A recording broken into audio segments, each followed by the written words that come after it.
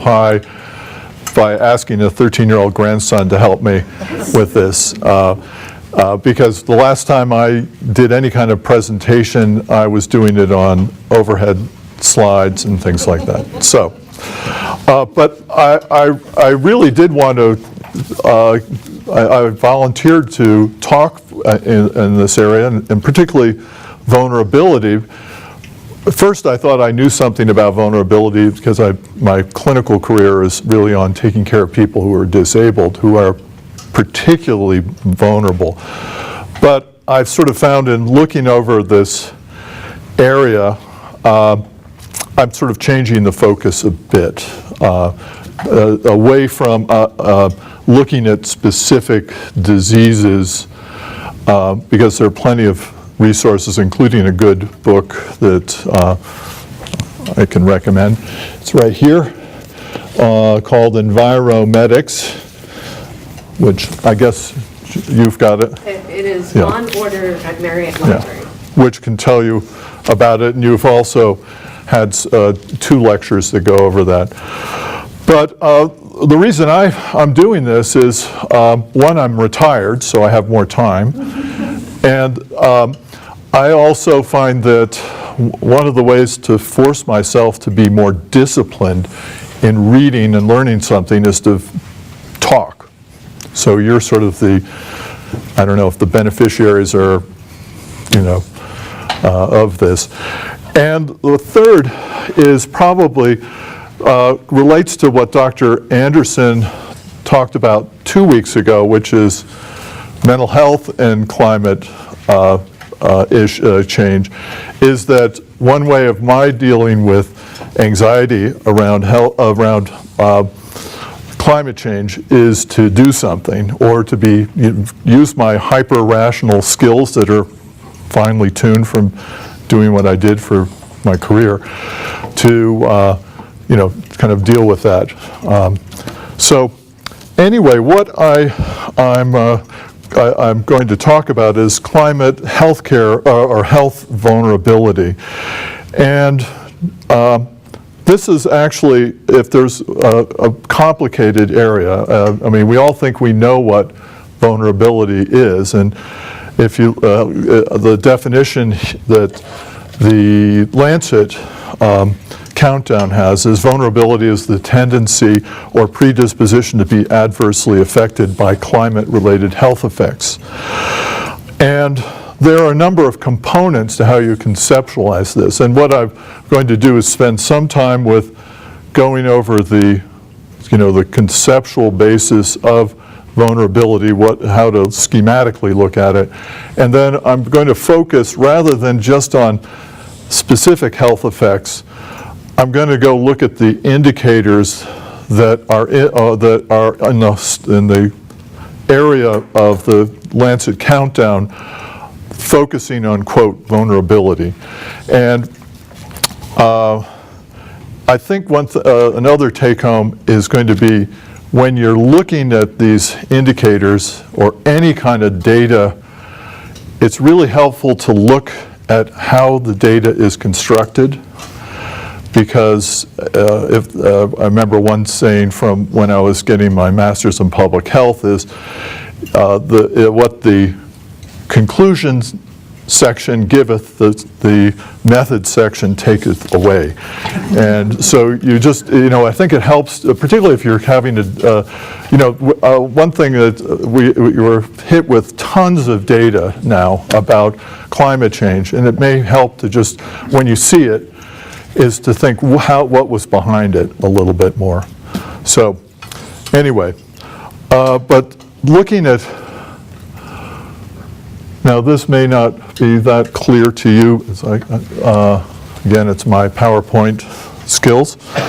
But vulnerability involves 3 components that are all quite broadly defined as exposure, sensitivity, and adaptive capacity. And exposure is how is defined here as a contact between a person or one or more biological, psychosocial, chemical, or physical stressors, including stressors affected by climate change. And those can be things like heat, infectious disease, air pollution, chemical exposure, weather. It can also be, it's important to realize this is really very specific to geography and time. And then there's sensitivity, which is the degree to which people or communities are affected by climate change. And this we can look at as the chronically ill, those who are impoverished, malnourished, and even location. And as I was thinking about the importance of health vulnerability, I thought of an incident when I was in my fellowship, getting my doing health services research at the University of Washington. One of my colleagues was a medical anthropologist who'd spent most of his career before that in third world countries. And there was I don't know if you remember, there was a typhoon in Bangladesh that killed 150,000 people. And his first response was, boy, having been in Bangladesh, he says, that is an example of how vulnerable these people are living in basically straw shacks who lived on a floodplain and were just devastated, where that sort of event would have been bad for us, but nothing like that would have occurred here. And we're still there. I can't think of a group that's more vulnerable. And then there's adaptive capacity, which is the ability of communities, people, institutions to adjust to potential hazards. And we do that all the time with climate threats. My sense is that there's probably, as a clinician, there are physical, pretty small, narrow physical limits to what we can do as organisms to adapt to climate change. I mean, we can acclimatize to heat to a certain degree, but not that much. Exposure to infectious disease, the Darwinian natural selection thing is going to take much longer for us to adapt to in any time frame that we can do it. So it really falls to all sorts of things that we don't even really take much, we don't even take for granted. This is just a picture of two pigs, one of whom's turned into a piece of bacon. Maybe next time you'll try a little sunscreen, and that's obviously an adaptive strategy that we do for melanoma now, which is a growing threat. The other ones are just better housing, changes in work environment, and scheduling, and we're just, our focus has been pretty much on those things, and hopefully we'll make bigger impacts on carbon dioxide and methane by another strategy. But right now we have all sorts of health strategies or disaster strategies for adaptive capacity, and we'll probably stress those even more. This is just another way of conceptualizing vulnerability, where you have the drivers of increased temperatures, precipitation extremes, extreme weather events, sea level rise, leading to exposure pathways of extreme heat, poor air quality, reduced food and water quality, changes in infectious agents, and population displacement. All of these are covered in the Lancet indicators, really causing health outcomes, but modified significantly by environmental and institutional context of how we, where we live, and our infrastructure, as in Bangladesh, land use, as well as on this side, pre-existing health conditions and access to care. Poverty, I think, is a really big one globally. If you're looking at all of the numbers, I mean, that's where the, where the biggest vulnerabilities are. So anyway, it's just another way of looking at this. Now, the Lancet, I think, has done a service by, in some ways, taking advantage of what's already a tremendous public health effort in the last decade or two, looking at global health, quantifying, getting data from a variety of sources. And now the Lancet has taken and is trying to adapt these, the data we have to look at climate-related health issues and vulnerabilities. And I think it's important to have this sort of strategy, and we want measures that, have a credible link between health and climate. Although that's another thing to think about. These are all sort of, I think the data are very compelling, and I don't think we need to convince anyone in this audience that climate change has direct health problems, but its correlation does not equal causation. It's going to, and it's been used successfully by tobacco and vaping and who knows who else. So it's been used here. So it's a problem, but at least we think there is a link. It's sensitive to climate change, but hopefully not to non-climate change factors. It's reproducible across time and geography, and you get data on a timely basis. Here, so far they're going to be doing it every year, and so it can guide policy and identify areas of particular vulnerability that you could also maybe assess interventions and effectiveness of interventions. So just starting, the first indicator is they label it as vulnerability to heat-related risks of climate change. Now, how are they doing this? And their attempt, and if you look at the Lancet, you'll see that they don't have any data. They're not presenting anything except for one bit of information, and maybe that's that looking at health, using what they have a measure, an index that they've developed called the Health Vulnerability Index. And I'll just show you in the next slide what some of the schema of it, because I just want you to appreciate how difficult this is, particularly translating it outside of Europe and Northern America.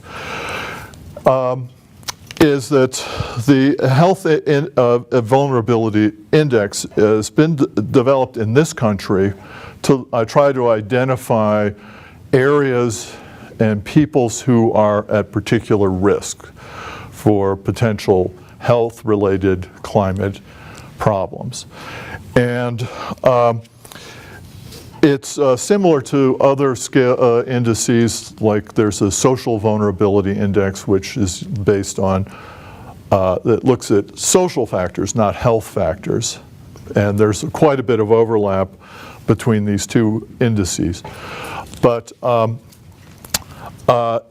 when you look at using it outside of this country, they're basing it on a set of data that's growing called the Global Disease Burden, which is mainly a project at the University of Washington and the Gates Foundation, but the World Health Organization and other groups contribute to it, and they're always trying to refine it. But here's the problem I see with this. And if the one thing that they'll say about vulnerability is using the index and collecting it. In Europe, 42% of people in Europe and the Eastern Mediterranean are at risk for health effects of climate change. Now, what that means when you look at it a little bit deeper is it means there's an elderly population in Europe greater than 65 age, which I take exception to because I'm 65, but anyway, who are at risk and vulnerable, and that's what determines the index. Now, in Europe, the people also, they have better housing. The air conditioning is becoming more prevalent, so it's probably not as great a factor in Europe as it would be elsewhere. But here is what the Health Vulnerability Index comprises of, and actually this is just part of it. There are about 14 different components, but they comprise social and environmental, social isolation components, air conditioning prevalence, and pre-existing health conditions. So they're using, again in this country, percentage of population below the poverty line, percentage of population of a race other than white, percentage of population with less than a high school diploma, percentage of non-green space, and then social isolation, people who live alone, percent of the population greater than 65 years of age that live alone, and then things on percentage of homes without central air conditioning or any air conditioning. And then the pre-existing ones are, the big driver is diabetes, and then the age greater than 65. They have a couple of others looking at cardiovascular disease, pulmonary disease. That's the health index. And what you end up getting is a number, has some value. You lose a lot of detail in that. I mean, it's just it's just an index. You can map it. This is I just picked this out as an example of what in Georgia they did with census data on social vulnerability around Atlanta. And the same kind of index can be done, things can be done in this country looking at health. But I don't know how, and I've tried to do this with functional status measures where when I was a fellow, I wanted to look at rehab-related functional status measures and nursing home functional status measures, which are very differently constructed, because you wanted to get the information to basically be able to compare the two. And it's extremely difficult. And so just how can you imagine trying to lump these things together into using global disease burden when you're never going to have the percentage of people with central air conditioning in Sudan, or know whether they have diabetes, or even know who's reliably 65 or over. So they have a tremendous challenge with crosswalking the information so that it's comparable. And from what I could look, the validity, the sensitivity of extrapolating using global burden of disease data is really more about 51%. So it's not very good, and they're going to probably work on this over time, and with more of a digital world, it's probably going to get better. But I see this as just an example of why it's helpful to look a little bit lower on this. I know I talked with Dr. Reiser, who's my partner for 20 plus years, and he said, well, you know what the country is with the highest vulnerability to climate change? And I had no idea. And he said it was Haiti, which I didn't realize. They could probably calculate that with using the HVI. And it's helpful maybe for a BuzzFeed list, of the worst places to live. It may be helpful for prioritizing where to put resources, but you have to dig down lower into the details to know exactly what you're going to do with this kind of data. So I think as an indicator, it's helpful, but has limits. The next indicator is on health effects of temperature change. And the 2 points on this, and I thought this was pretty straightforward. All they're doing in this is they're measuring changes in global temperature. And we know that that has an effect on health. We know that the mean global temperature in 2017 relative to 2086 to 2005 has increased by 0.3 centigrade. But if you weight this by population, and you realize there are, quote, heat islands, like particularly in urban areas where most of the population live, you really have an effective change in heat wave up to exposure to almost 1 centigrade, or 0.8. So it's an important trend. And the other indicator they have is health effects of heat waves. And here's where they, using data about weather, which is getting increasingly sophisticated everywhere, you can calculate that there were 157 million heat wave exposure events, which was an increase of 18 million additional events compared to 2016.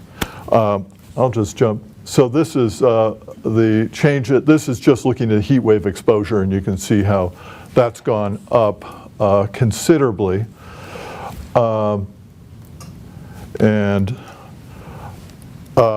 We know that roughly 1 centigrade increase in summer temperature seems to be associated with about a 2.8 to 4% increase in death rate in elderly persons with chronic illness. This is not in the Lancet, but it's you can find this sort of information in the EnviroMedics. And you can calculate that in 2003, the Europe heat waves, there was approximately 70,000 excess deaths over what would have been that usual period of time. And most of those we know were in elderly people or people who were, had cardiopulmonary disease, diabetes, obesity, couldn't move, were not living in air conditioning.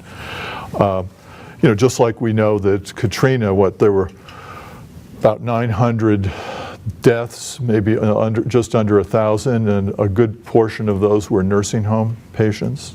I mean, there's those. If you're looking at vulnerability, those are really vulnerable ones. The next indicator is what they call is change in labor capacity. And I thought this was an interesting indicator that we're really having to make huge changes in work and how we do work because of temperature. We're facing it here with people who drive trucks or FedEx drivers, but also construction workers. And we know a lot about the physiological effects of heat. We know that, when the wet bulb, which is a combination of the temperature plus the humidity, is above 35 centigrade, or 95 Fahrenheit, you can't cool yourself through perspiration, and then there's a predictable physiological progression of diminishment with heat. So what the Lancet did was take weather information, and they also had population data from really pretty much every country, and then they tried to, based on the total country profile of work, they can classify, was it light work, heavy, or a medium or heavy physical labor based on watts. And they and calculate, then this was, here I'll just show you this map, which shows that you have the darker red colors, there's the hours of work loss per person per year compared to previous baseline of 86 to 2005, or relative 2000 to 2017. So in these areas, you're experiencing a significant loss in labor capacity directly due to heat. I mean, there are a couple of things that I thought were interesting, just anecdotal things about heat, is that I wasn't aware that there's a phenomenon of kidney failure among people in Central America who do heavy field labor. And it doesn't look like it's an inflammatory nephropathy. It's not due to non-steroidal anti-inflammatory agents. It probably has to do with the fact that they have, and it affects young and middle-aged men. And it really looks quite compelling that if you match groups in higher elevation and lower temperatures, they don't have this disease.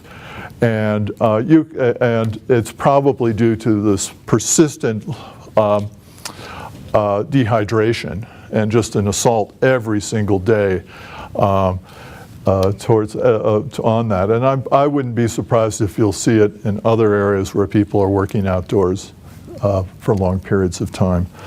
So that's another indicator. There are two indicators looking at health effects of extreme flood and drought and the lethality of weather-related disasters. And I'd just say the bottom line is we're definitely experiencing more extreme weather in many regions. But at this point, looking at the macro data, there's no clear increase in mortality due to extreme weather at the global level. But again, it's much easier to measure temperature and precipitation than it is health impact. So again, I think the Lancet indicators are a work in progress, and we'll get better. This is just shows the increase in extreme precipitation events, and it's obvious that this is occurring. The next indicator is on global trends in climate-sensitive diseases. This is actually an area where we probably have the best data, partly because of all the focus on malaria and infectious diseases by foundations, World Health Organization. And the good news, and this is a complicated, this is sort of the money shot if you really want to look at following these subcategories of the illnesses, and it's kind of a busy one, is that the far left, it's all causes, and you can see the red line is Africa, but where a significant amount of effort has gone into improving health, and it's gone down. Dengue, slightly up. Diarrheal disease has gone down significantly. Again, I think that's due to efforts of Gates Foundation, the World Health Organization, and efforts to change sanitation, get rural toilets. You do see an increase in skin melanoma and sort of blip, not really clear if there's exposure to forces of nature. Malaria is also going down. Again, I think that's good news. So we'll be following this over. They've got the data. I think this is a pretty clear one that you can look at over time. Other climate-sensitive infectious diseases, with increase in extreme weather and floods and sea rise, you're getting a bigger vectorial capacity for dengue virus. That's occurring all over. The numbers of people who are affected are small enough that you may not see a big change in mortality or illness yet. The same as you're also seeing the circumstances favoring Vibrio outbreaks such as cholera or Vibrio parahemolytica are increasing. And obviously there's also increased risk with floods of wound infections, septicemia. This just shows that the increase in the vectorial capacity of the dengue fever mosquito. And again, this is looking at the Vibrio outbreaks and globally going up, Baltic region, even Northeast United States. I just threw this in as just so it's quite obvious Lyme disease is spreading and probably a direct result of not only just a spread of from of natural spread, but also because of heat effects. Other big one is food security and undernutrition. This is one to follow, there are 30 countries have shown a downward trend in crop yields despite changes in fertilization, plant genetics, and it's worrisome now. It's not a tragedy yet, but it could be. And particularly in the marine food security, which is, seems to be directly linked to sea surface temperature rise, as well as pollution and overuse are included in this. This just is a schematic to show the change in crop growth duration relative to 1961 to 1990 and how that has decreased. And that is worrisome. The last indicator on health vulnerability, I did not put anything up here on, but I think it's a big one. It may even be the elephant in the room, is about migration and forced displacement.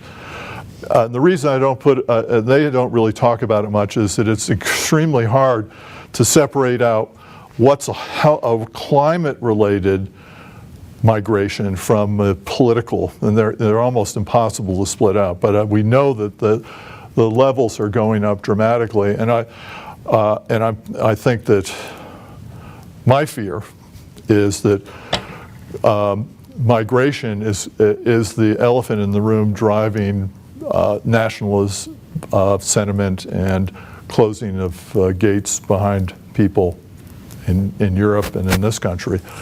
And it's only going to get worse.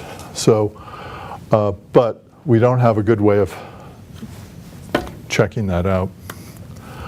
This is just a look at, there were, I think, 16 countries where potentially the most vulnerable were asked to prioritize what they'd want to focus on in terms of health-related vulnerability issues. And the big majority are waterborne and foodborne diseases, then vector.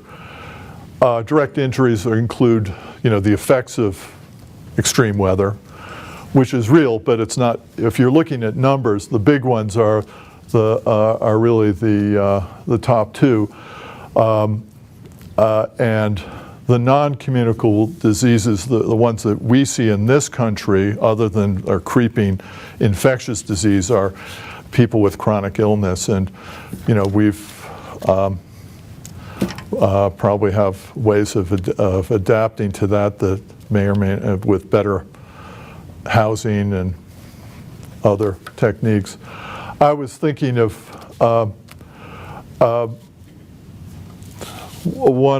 this is just sort of I don't know quite where to put this in, but I thought of when I was doing this heat vulnerability review, I thought of my time training at the University of Washington in rehab, and the county hospital, Harborview at that time, had no air conditioning.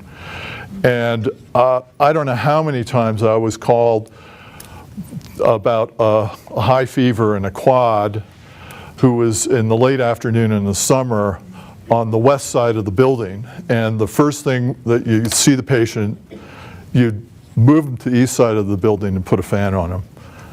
And I mean, if you talk about a vulnerable patient to heat-related effects, that was really stood out. But that is such a small percentage of the population who are affected by climate change. I mean, it's real, but the big numbers are in poor countries with less infrastructure, poor diets. But clearly, we're going to see health effects too. So that's really all I had to cover. So questions or comments?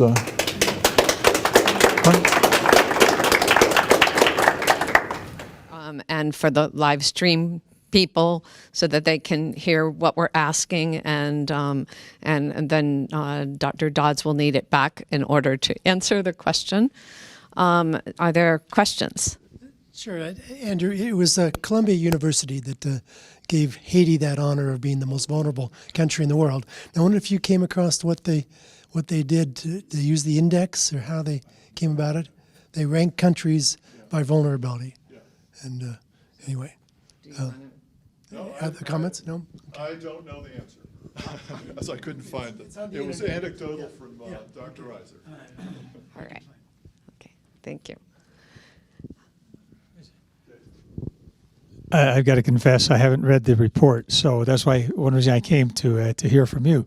But as a pediatrician, we know that kids are more vulnerable for a whole variety of reasons, and I just be interested from the report, from your reading, what you found in terms of children. I didn't look at children specifically.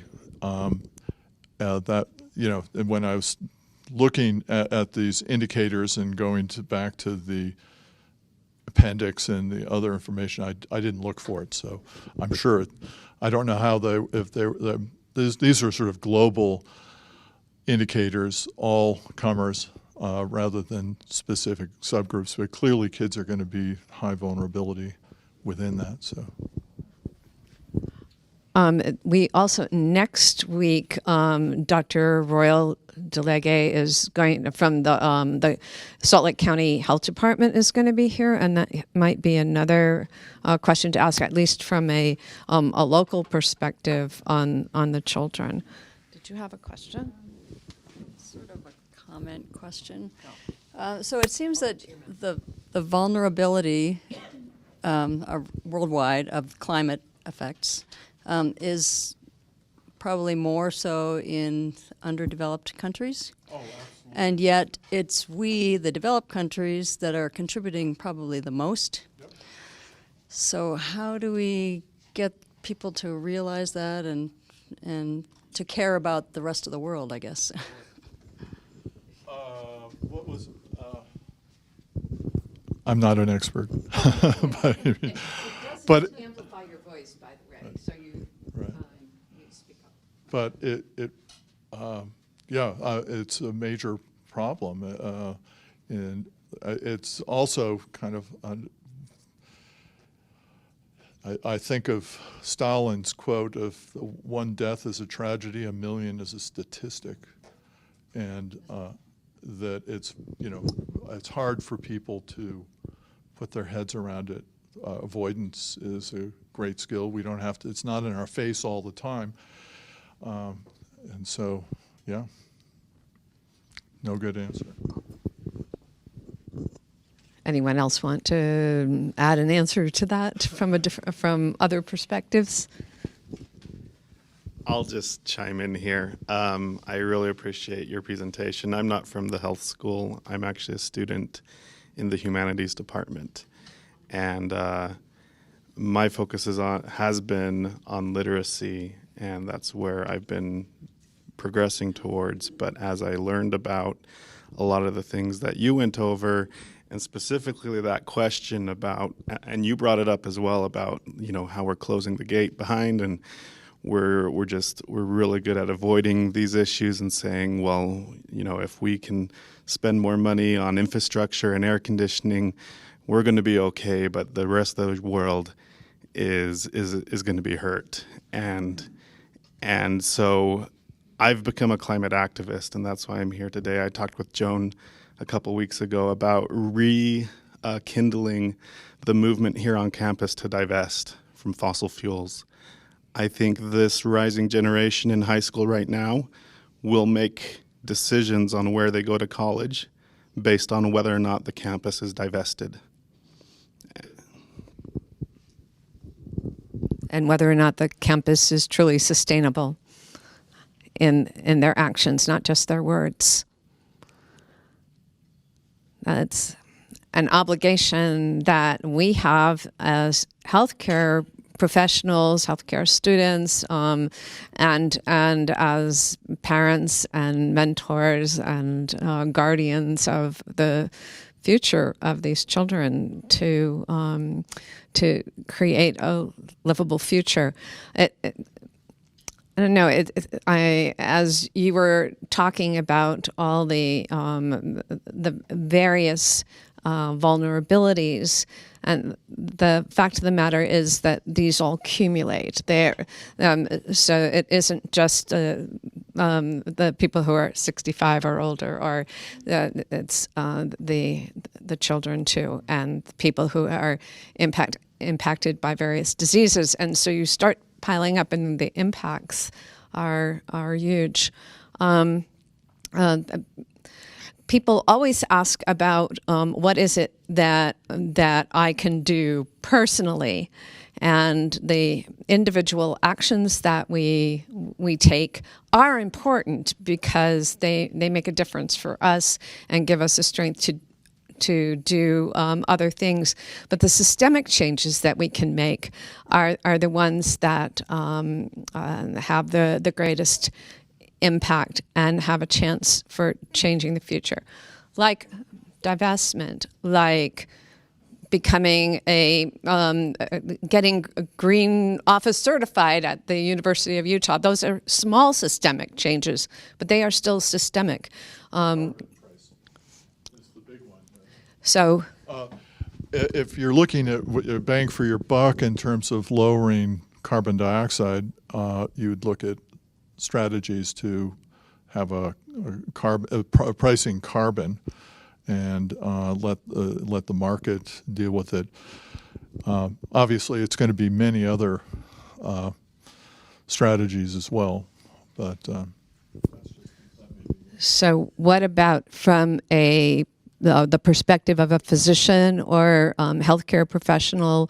What are some strategies those who are working in the field as someone looking from retirement back into the field? And are there places that you see that there would be systemic changes that could be made?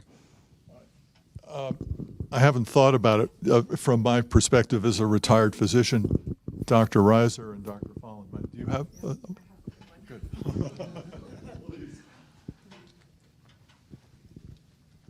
So I'm a critical care nurse, which means I throw a lot of stuff away every day, taking care of patients. And we've seen not just in patient supplies, but also in pharmacy.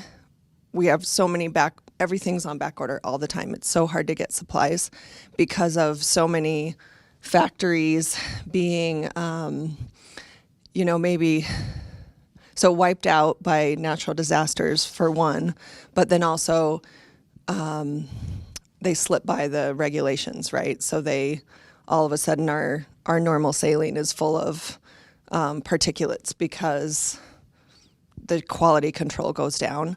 I mean, I just see that as a huge opportunity to start over in those industries, in creating sustainable products, in creating sustainable practices from pharmaceuticals, right? A lot of those industries, like, they're at a good reset point. Plastic products. Switching from plastic. And I actually have a part of an answer for you on that, because University Hospital has contracted, and you may know this already, with Practice Green Health. And Practice Green Health is a nonprofit that is advising the University Hospital, helping them to look at their processes, their supplies, their procedures, and look at it from a systemic perspective in terms of sustainability, and questioning the plastics and questioning the procedures. All of that is part of it. And Dr. Smith, a warrior, who's an anesthesiologist, is going to be here as part of this series talking on November 5th. About Practice Green Health, about that contract, and about how we can get involved in that effort. And that is a systemic effort that could make a huge difference. I don't remember the number, but it's like healthcare, and especially that kind of waste that happens in hospitals is equivalent to some number of countries in terms of carbon emissions and waste and consumption. So there are so many things that we can do. We just have to get out of the boxes that we've put ourselves in and open up to those new ideas. So I want to thank Dr. Dodds again for his presentation, and to encourage you, next week, Dr. Royal Delege from the Salt Lake County Health Department will be here talking about populations of concern. And there'll be some overlap, I am sure, but there's also so much more to talk about. And we have an exhibit up on the upper level, and it is some of the infographics from the Lancet Countdown, and some links to various resources. There's some handouts, and there's an amazing art exhibit done by students in the art department called Unmask the Truth, and it's about pollution, PM 2.5, in our lungs, our brains, our hearts. And so please go up there and take a look.